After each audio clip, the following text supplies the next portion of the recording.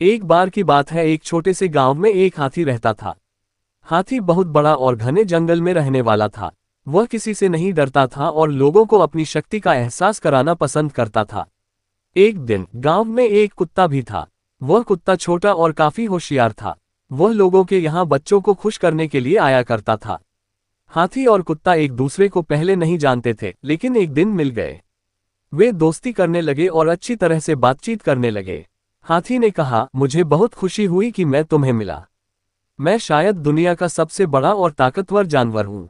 कुत्ता समझता था कि हाथी थोड़ा बड़ा और घमंडी है, इसलिए उसने कहा, हाथी, मुझे मालूम है कि तुम बहुत बड़े हो, लेकिन फिर भी इंसान तुम्हें धकेलकर मार सकता है। और मुझे तो बहुत छोटा और दुर्बल होने की वजह से सब कुछ बचाना होता है। हाथी इस पर हंसते हुए कहा, तुम ठीक कह रहे हो, लेकिन फिर भी मैं कभी बचने के लिए तुम्हारी मदद ले सकता हूँ। मैं तुम्हें अपनी शक्ति और ताकत से बनाया गया हूँ। कुत्ता गंभीर रूप से बोला, मैं जानता हूँ कि तुम कितने शक्तिशाली हो, लेकिन प्रेम और सहायता देने की क्षमता मेरे पास है। ये सुनकर हाथी सोच में पड़ गया। वह समझ गया कि शक्ति और ताकत के बावजूद प्रेम और मदद कुछ भी नहीं होते हैं। हाथी ने खुद को आजमाकर देखने का फैसला किया और वह बच्चों के संगीतान में से एक साझा करने के लिए खुद को मनराने लगा। ये देखकर कुत्ता बहुत खुश हुआ और उसने कहा, हाथी, तुमने सबके दिल जीत लिए हैं। तुम्हारी हमारे गांव में बहुत जरूरत थी, जहां हमेशा खुशी और प्रेम की कमी महसूस होती थी। हाथी बहुत खुश हो गया क्योंकि उसने समझ लिया था कि हाथी और कुत्ता एक ही गुण रखते हैं, प्रेम और सहायता देने की क्षमता।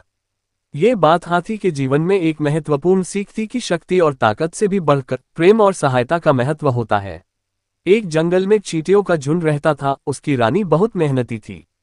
सुबह सुबह ही वो अपनी टोली के साथ खाने की तलाश में निकल पड़ती। इसी जंगल में एक घमंडी हाथी भी रहता था।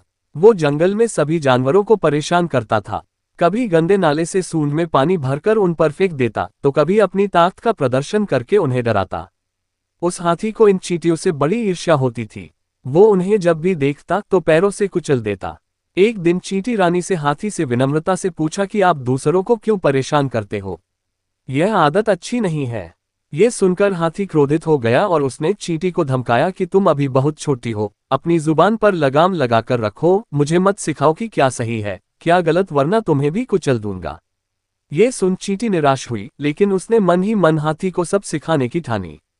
चींटी पास ही एक झाड़ी में छिप गई और मौका देखते ही चुपके से हाथी की सूंड में घुस गई। फिर उसने हाथी को काटना शुरू कर दिया।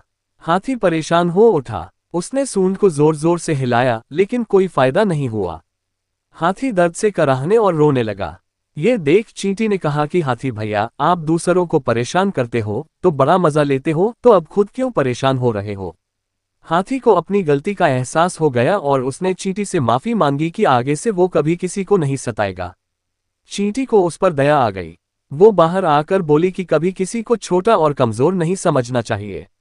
ये सुन हाथी बोला कि मुझे सबक मिल चुका है, मुझे अच्छी सीख दी तुमने।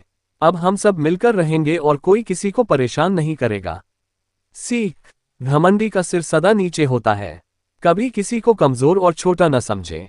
दूसरों के दर्द व तकलीफ को समझना ही जीने का सही तरीका है।